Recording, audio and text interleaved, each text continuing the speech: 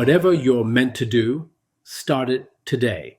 How many times have you felt a spark inside you, an idea, a calling, a vision, but pushed it aside thinking maybe later? We all do it. We wait for the right moment, the perfect timing, more money, less fear. We convince ourselves that someday will arrive, and when it does, we'll begin. But here's the truth: someday is not a day of the week, and the clock doesn't wait for you to be ready. Whatever you're meant to do, start it today. It doesn't have to be grand. You don't need to have the whole path figured out, but you must begin, because every dream left waiting dies a little more each day. Let me ask you a powerful question.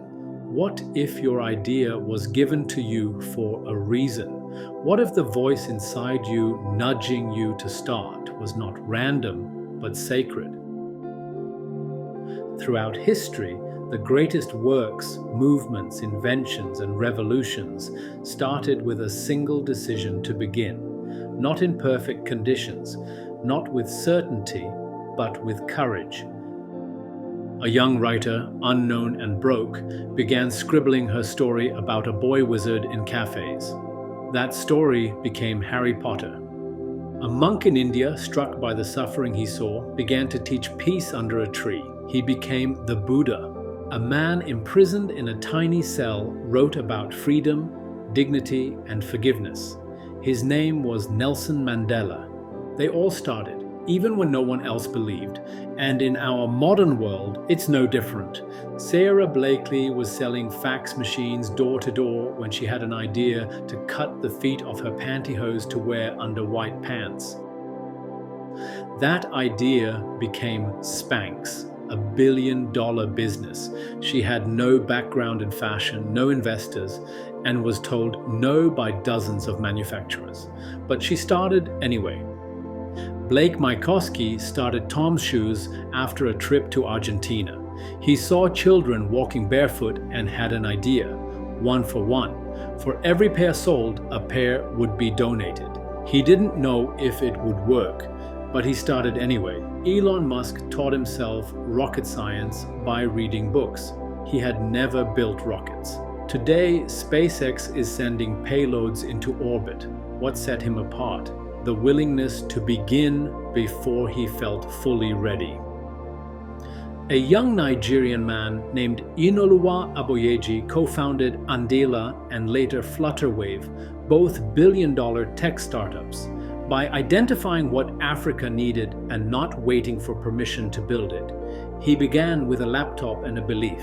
Thousands of content creators, digital marketers, and online coaches have started businesses from their bedrooms. Some began with a smartphone and a story, others with a problem and a solution. But they all had one thing in common: they didn't let fear stop them. They acted. Now let's talk about the enemy of all dreams: procrastination. Why do we procrastinate? Because we're afraid of failing, afraid of being judged, afraid it won't work, afraid it will work and our life will change. Fear is the root, and at the core of fear is uncertainty. The brain is wired for survival, not success.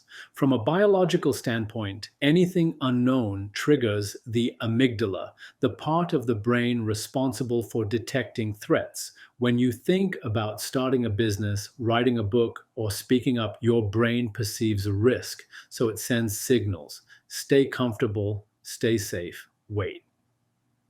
This response served us when we were running from wild animals. But now, it paralyzes us from pursuing purpose. The fear of failure, embarrassment, financial risk, or disappointing others creates a wall. But here's the thing: the wall is made of thoughts, not facts. The way to overcome fear is action, because action quiets doubt, and motion breeds motivation. Every time you act, your brain forms new neural pathways. This is neuroplasticity in motion. When you show up repeatedly, the fear center shrinks and the logic and courage centers grow. In other words, bravery is built, not born. Psychologist Mel Robbins speaks about the 5-second rule. If you don't act within 5 seconds of having an idea, your brain will kill it with doubt. So count backwards from 5 and move. You beat procrastination by taking that first imperfect step. Start writing. Make the call, launch the page, send the email, not by thinking of the whole mountain, but by taking the first step. Let's return to the spiritual view. In the Bhagavad Gita, Lord Krishna tells Arjuna, "You have a right to perform your prescribed duties, but you are not entitled to the fruits of your actions. Never consider yourself to be the cause of the results, and never be attached to inaction." That last part is crucial. Never be attached to inaction. In the Quran, Allah says, "Indeed, Allah will not change the condition of a people until they change what is in themselves." In the Bible, Ecclesiastes 11:4 warns, "He who observes the wind will not sow, and he who regards the clouds will not reap." In the Dhammapada, an idea that is developed and put into action is more important than an idea that exists only as an idea. In the Guru Granth Sahib, those who have meditated on the Naam, the name of the Lord, and departed after having worked by the sweat of their brows, O Nanak, their faces are radiant in the court of the Lord, and many are saved along with them. All great texts agree. Purpose is fulfilled through doing. You are not here to endlessly prepare. You are here to create. Let me give you 10 powerful ways to start today. Number 1, write down your vision in one sentence. Clarity is power. Number 2, take one tiny action toward it, even if it's just making a phone call. Number 3, block 30 minutes on your calendar this week to focus on it. Number 4, tell someone you trust about your goal. Speak it into existence. Number 5, study someone who's done what you want to do.